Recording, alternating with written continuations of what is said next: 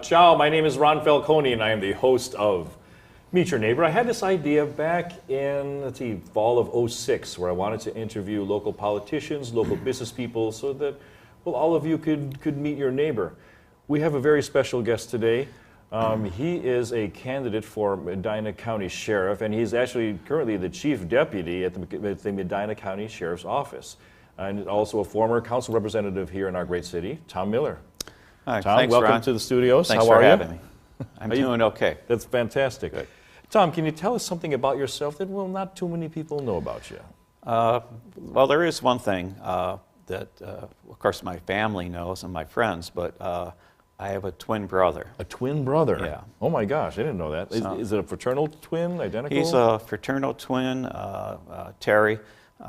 He's my older brother, and he lives in Avon. He lives in Avon, okay. Avon, yeah. He's a assistant vice president for PNC. Nice. I think that's his title. And we actually see each other a lot in that, but if people see us together, we'll get asked if we're brothers and that, like at a restaurant when we see each other. Yeah. We're fortunate that we do stay close. Our That's wives good. enjoy each other's company, which makes it even easier to stay together That's and good. stay in touch. So, That's fantastic. yeah. Hey, Tom, can you tell us here, why do you want to be sheriff? There's a couple of reasons. Okay. I've served in the past, if you will, in an elected official's capacity. I served in Brunswick. I was elected 5 times for council at large. Oh, okay. And it's hard work. I don't want to say it isn't. And it's Sure. sharing part of your, what would be normally private time with the public to get what they want accomplished. That's true. And around 1997, I began working at the Sheriff's Department for Sheriff Hassinger. Okay. That was even though I had been a policeman in Brunswick for 16 years and have a good background in law enforcement and that, that gave me the realization that the Sheriff's Office is a different venue for law enforcement. Besides providing the services of law enforcement in the communities in Medina County that do not have their own law enforcement, there's other services we provide to the courts. There's services we provide. We run the jail. The jail is for everybody. All the communities use it. About 3,000 different people a year come through there. Yes. So we're connected to the Ohio Department of Corrections in that regards. Okay. We're provided to provide services to security for the courts, the county courts, which is why you see deputies there at there. Okay. We're required to serve the civil papers for the county. We Sure. have to do sheriff's auctions on properties that have been repossessed. Okay. There's other services we provide. We are where sex offenders need to register. Yes. We're a community, this is where you get your carry and conceal permit. It's done through the sheriff's office. Yes. Weapons that are confiscated through civil protection orders are stored in our evidence locker until the court deems what has to occur with them. So we have a lot of services we provide, not only to the villages and the townships, Okay. but to the cities equally. Okay. But I'm getting a little ahead of myself. The question was, why do I want to be sheriff? What I found out at the Sheriff's Department, with all these different departments, it's an exciting place to be. Yeah. And it's exciting there, and there's a tremendous amount of dedicated men and women that provide these services, and a surprising amount of them, devote some of their own personal time to making it a better place. So to have an opportunity to lead that group of men and women that are so dedicated is an opportunity I don't want to pass up. And the other thing is after getting to know the other communities, I was Brunswick-centric. Yes. I was. You were the vice mayor for a short period of time. I was vice mayor for a here- short time. You're at-large councilman here? Yeah, I taught in the schools here. Oh, okay, I didn't know that. It was just it provided an opportunity to get to know these other communities, and they're of different sizes, they're of different statures. Some are cities, some are villages, some are township, some are rural, some are urban, like we are. But they have the same quality people that Brunswick has. Yes. And that's what's kind of neat, because we live in a county we live in the city as well, of people that are, for the most part, hard-working people that share the same values. Absolutely. Now, we don't share all the same political interests, et cetera, but we have a common value system that makes it easy to want to provide the services they want. I think it was Bobby Kennedy who had said at one time that the quality of law enforcement you get in a community is a result of the demand from the citizens for that. Our citizens in our county, in the city of Brunswick as well, demand quality law enforcement, demand quality services, as they should. Sure. And I'd like to provide that opportunity to lead that group to provide some of those services. Okay. Tom, what are the qualifications to be sheriff? Do you have certain educational requirements or things that you have to obtain? There's some educational and experiential requirements for the sheriff's office. Okay. And they cross over. It's more recently that they do that. You have to be have had some background in law enforcement, and you have to have had administrative or supervisory experience within law enforcement. Okay. They will exempt some people, so they're not completely rolling out, people if you have college. So you get credits for that. Okay. So what's different about us and other people filing for candidates, we have to provide these papers to the presiding judge in the county. We have to have a background check done to make sure we're not wanted. We have to submit our fingerprints, et cetera, and pay for this background check to be done. Sure. And the judge, in this particular case this year, was Judge Collier, has to certify us as qualified candidates to be able to run for sheriff. Okay. So. Hey, Tom, if you were able to become the sheriff, okay, what are some of the things that you wanted to do? Well, what I would like to focus on is what I'm going to call process improvement. Okay. Okay, and I'll give one example. Throughout the county, I'm guessing, I'm not guessing, it's an educated guess, maybe a little over $4 million is spent for emergency dispatch communications. Okay. There's an opportunity through a local government initiative here to get grant money to study a process improvement in that. Is there a way if we not necessarily share services, but share common equipment, and that we can reduce expenses? Yes. So, as you know in government, our dollars are limited, and we have to make choices all the time. So if we can find ways to reduce expenses for all our communities, we provide opportunities to make some of those other choices that may be necessary. So there'd be other things I'd want to accomplish, but they're along the same way. But this is one where we have the opportunity to get the study done because the state government is pushing towards that.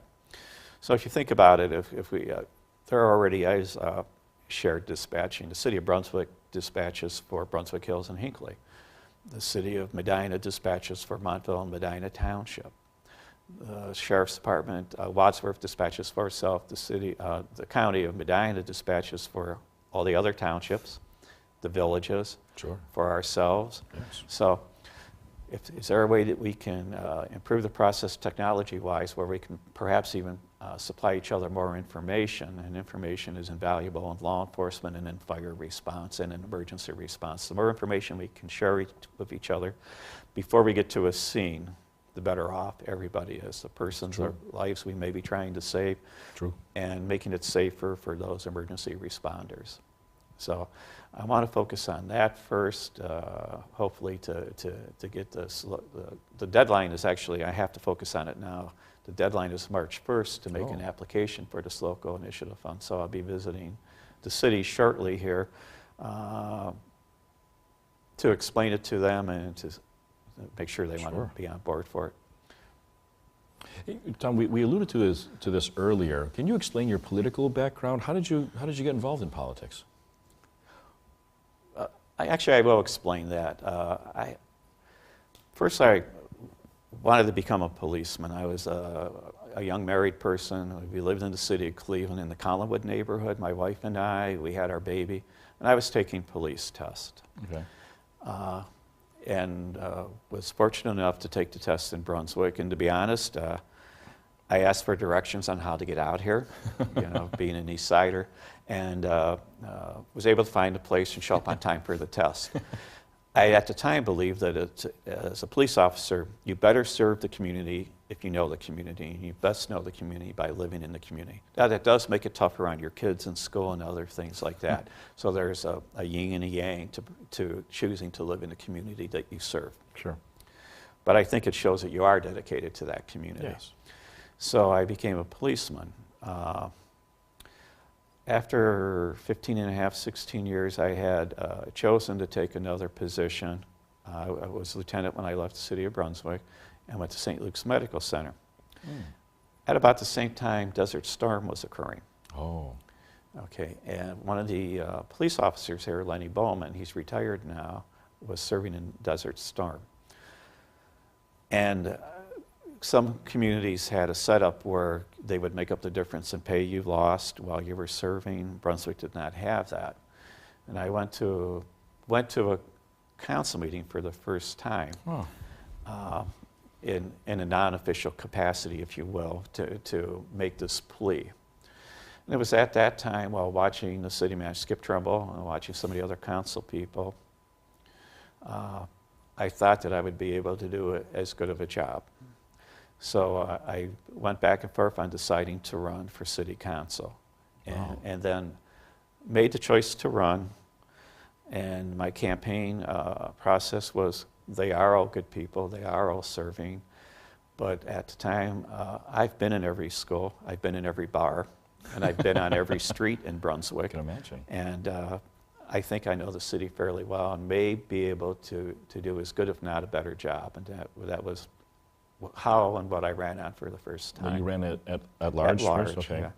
And I think I won the third seat. Okay. By about 15 votes. Wow. So there had to be a recount. I do know there was a recount. I'm not sure if it was 15 votes or what it was. So that was my first time, and I did enjoy it. Now, serving on city council, and I congratulate the new people that are on council and are wanting to serve now, is daunting in that you're exposing your phone number to everybody that wants to call, and some with very legitimate complaints that you can help in. But you have to learn what your authority is and how you can best serve. And you're serving as one of 7. So it's you have to be able to have the power of persuasion for issues that you believe in. And that's best done through educating yourself on the issue that you want to support, whether it's not having pit bulls in the city, or wanting a certain road paved, or one of the things I wanted paved was the path around North Park. Oh, yes. So that was not done. Originally, it was a dirt path. Oh, wow. So the question was, how do you get the funding for that? What funding? And there's, about CDBG, Community Development Block Grant dollars. So putting that asphalt path there made it more accessible for people in wheelchairs and people that are not as mobile as others. And every time I walk on the path, I say to my wife, "You enjoying my path?" But it was done, and I think more people get to use it that You're way. right. You're right. The park there, and it is it's a great park in that. It so is. you can get small things done. You can get large things done too on council, but it's an opportunity. Now, having said that, I don't want to say council is the most important thing to the city or to the community. I believe that we were taught this in school. I was in parochial school, that you have to serve your family, your church, and your state. And you have to decide what order at what time of your life where you can best serve. So people that are serving their community doesn't mean they're an elected official. It doesn't mean they work for the government. They can be a volunteer. They can be the people who are in the relay of life. They can be the people that are coaching. They can be just the dad or mom that just has time to be an umpire, and God bless those umpires, at first base or third base there. And I would never want to call balls and strikes in a Little League game. So there's opportunities for all of us to serve in limited ways, and that's the other part about our communities that are great. There are so many people serving our communities in various ways. Even our opposition, and when I think of some of the people that traditionally come to council meetings religiously, rather than for a single issue, it's great to be in America where people can speak up and have their say, habit access to other individuals. And it's just, Sure. it's such a, and this sounds corny, an honor to serve in a government that permits this to happen. Yes. People don't disappear in the middle of the night here. So it's kind of neat to do that. So. It is, it is. Now, you did serve our community as a council representative. Now, after you left city government, what kind of things did you do? Well, I was chief deputy at the time for the sheriff's department when I left city council. At the time, it was difficult doing both. It was hard to serve both masters at the same time, Sure. and I had to make a choice, and I made a choice for my full-time job. Okay. I did remain active in the city. I became a member of the Civil Service Commission for the next 6 years after Yes. that. So I stayed active in the community. So I have, I don't know, 30-some years of service to the city Wow. of Brunswick in various capacities. Wow, that's great. Now, Tom, what do you see are some of the more important issues facing Medina County right now in the field of law enforcement? Well, in the field of law enforcement, the issues facing Medina County are actually the same issues facing government. Sure. Limited dollars, and making the choices to make the community safe with that. So there are different ways you can go about it. I mentioned process improvements. It's Yes. looking at technology as a way to make safer communities by sharing. Currently, the city of Medina just went on the same software package the city of or the county uses for law enforcement, the Emergitech thing. Now, when we work out how we can communicate with each other, that's more information shared. We already have districts, if you think about it. There's school districts. How many, if you count up the villages and townships, and there's 20-some jurisdictions Right. in Medina County, but when you count up the school districts, it adds up to substantially less. So we're already used to districts. We're used to sewer districts. We're used to Yes. school districts. You hear the term joint fire districts, Yeah. and there's some of that occurs. The state's currently considering police districts as a way of sharing resources. Brunswick already shares some of the resources. They belong to the West Shore Enforcement Bureau, I believe. So they do joint training there. Our SWAT team has officers from other jurisdictions serving on it, so we will respond to those jurisdictions and they will assist us, and they have this past year. That's one example. Sharing canines is another example that can occur. Yeah. For the most part, I'm not saying that departments will not respond, and departments back each other up tremendously when necessary. But the question is can we share equipment? Yeah. Can we share joint training sessions? So some of that occurs, but can we expand that? I think as the state limits dollars coming back to local governments, and is encouraging this grant that we're seeking, this local initiative grant through the state, is for those purposes. How can you process improve to be more cost effective? Sure. So I think that's the main issue facing. We have good quality law enforcement in the county. How can we better share our resources? How can we better share our information? How can we be cost effective in doing so? Yeah. Tom, now, if you're successful in November, the sheriff has to work with other elected officials on the county level. How would you do that? Okay, well, we currently are mandated to work with Yes. certain county officials, and the courts is one example. Okay.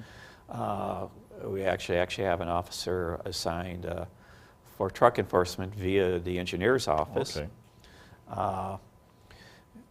We have to work with juvenile probation, and we work with state parole. The other elected officials in the county, the prosecutor's office, Yes. an obvious example of one we work with. So there's already that joint effort within the criminal justice system, which does eat up a lot of money Yes. of the overall county budget. But when you talk about working with the other things, I want to go to the jail as an example. Okay. In the jail, we contract for other services. Now, the people in our jail, where do they come from? If I can ask you, where do they come from? The people In our county jail. in the county jail. Yeah. They come from the community or people who have They come- violated yeah, the laws yeah. of the So if they the come county. from our communities, they are our neighbors. Yes. Okay, so our neighbors are in jail, if you will. The services we provide there, jail is by its very nature punitive, but at the same time there should be some correctional opportunities there. So some of the service we provide there are through Alternative Paths, which is our mental health agency, and through and that includes alcohol counseling in that. There's can be some anger management training there because there's two places people can go after they leave jail. They go back to our neighborhoods, or they end up continuing their career and going to prison. It's more cost effective to provide a better neighbor through this last opportunity. It's almost the last social net before people go on to prison and become a big expense. So there has to be that recognition of working with those agencies in the county of how we do that. And there's been good work in that areas for that purpose. Sure. Hey, Tom, can you tell us where do you live and how long have you lived there? I live in Concord Meadows on Hanover. Okay.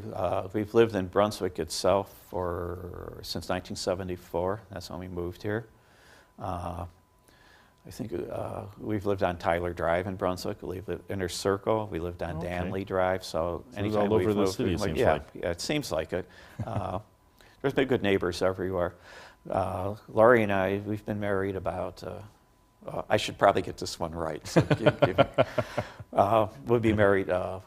I think 40 years this year. We were married in 1972. Okay. So we've all been married 40 years. We have 3 kids. They're adults. 3 kids. Kevin, Brian, and Aaron. Do they live here in the area? Our daughter lives in Cleveland.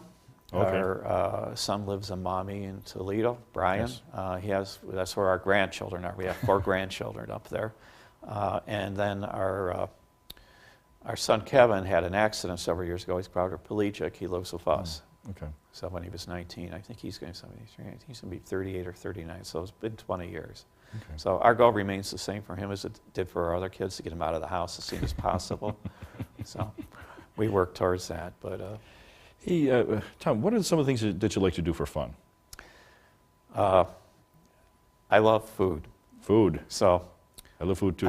We have a cookbook collection. Oh, okay. I read recipes and magazines. Oh, wow. Any specialty that you make, or? I like cooking Italian. Everyone who watches my show knows that I love Italy. I mean. Oh, do you? Yes. What kind of Italian foods do you like to cook, or eat, or both? Well, both. I have to tell you both. I usually like to do pasta dishes. We found this one great cookbook that has already compared different styles. I won't think of the name of it right now, so you get it right. More recently, I've tried this one meat dish that's more like Northern Italian style. Okay. That required cooking and shredding veal for a long time. But I enjoy the Food Network. I probably spend too much time about thinking what my next meal is going to be, and I don't miss many of them. So, aside from that, Laurie and I probably go for when the weather's decent, and this year's been into January. Yes. We enjoy North Park. We go for a walk almost every evening with our ferocious 9-pound Jack Russell, and we both enjoy reading. When we get the opportunity, we just try to get up to see the grandkids. That's good. They get to see us. That's good. We enjoy plays. It's an opportunity. My one brother lives in Geauga. My twin lives in Lorain County. So we found that if we subscribe together to the plays, we get to see each other X amount of times a year. So we enjoy the company of each other, and at the same time, that's nice. Have become theater critics. That's good. Hey, Tom, for every guest on the show, I like to play a game of fill in the blank. Okay. When I was a child, I blank. I lost things. You lost things? Yeah, I was always losing. Like little toys or games or something? Yeah. Well, when I was a child, I always wanted to be a cowboy or a truck driver. Okay. Because going back then, it was Roy Rogers, Gene Autry, Sure. the Lone Ranger. So, Tom, what about this? The one place I want to travel to is blank. Well, over having talked about food, the one romance place that Lori and I would like to visit, I mean, we'd like to see more of the United States too, Sure. And that's easier for us, but the one dream place to begin with would be Italy. Italy. And everyone knows that I love Italy, and I've been there at least twice already. But Italy is a very beautiful, country. I mean, the history there, our religious history is there. Yes. My religious history, the way they seem to enjoy life is at a different pace. The than Italian we people do. have a zest for life. Yes. And my twin brother and his wife have been there twice. They beg us to try and find time to get there to go with them. They love it there. So we got some time when I would like to go there. That's good. What about on the other side of the spectrum? When I retire, I blank. You know, when I retire, I think that my wife doesn't want me at home when I retire, so that's one thing right now. So that's not an option for me. But so I won't be reorganizing her cupboards or alphabetizing where we keep items. What I will be doing is, I think, volunteering more in the communities on stuff that I can't do, because right now Sure. I'd like to be more active in our parish, and I'm not as active as people can be. And I've seen that some of the folks there have stepped it up there. Then I'd like to become a curmudgeon and attend all the council meetings, complain about items. There's different things like that. I just think that it's an opportunity. I don't want to retire to a retirement community. Joel Stein in Time Magazine had a column about that this week. That, the younger people moving to retirement communities, you know, at our age, everybody's living longer, are now annoying their parents in these retirement communities. So, but the point is one of the reasons we like walking through the park is you see kids, you know, and our grandchildren are a good distance. And you see parents interacting with their kids, or you see old couples strolling, you see teenagers enjoying themselves. Yeah. I don't want to move to a place where you don't see that. The weather here is annoying, but not that bothersome. We want to stay in the Cleveland area. Sure. We love it up here. So the retirement's going to be more of again, just in the neighborhood and enjoying and doing more things to become involved, and that's on Lori's part too. So, Hey Tom, can you give any neighborly advice to people who are watching right now in Brunswick, Brunswick Hills, Wadsworth Township, or maybe people watching on the internet? sure. One thing I found is that the squeaky wheel gets the oil, so it's not necessarily that you have to complain. But in communities our size, and you know, Brunswick's large, it's 36,000 people. You can become involved, you can take part. If there's something that's bothering you, you can step forth and try to make a change, and you can be successful at it. So I would urge people to become involved in their communities. And again, I've mentioned that it can be through sports, it can be through your church, it can be that. But the opportunities are here to make this a better community. So rather than stand on the sidelines and moan about it, and I don't run across a lot of people like that, but become involved. Let your feelings know. You have people here that want to make a change. Go ahead and be a part of that. Sure. So, Tom Miller, candidate for Medina County Sheriff and Chief Deputy with the Medina County Sheriff's Office. Thank you for coming down to the studio today and chatting. Thanks, Ron. Appreciate it. Well, my name is Ron Falconi. I am the host of Meet Your Neighbor. I wanted to thank Tom Miller for coming down to the studios here and telling us a little bit more about him. I doubt there's anything more profound to be said. My name is Ron Falconi. I am signing off. Arrivederci.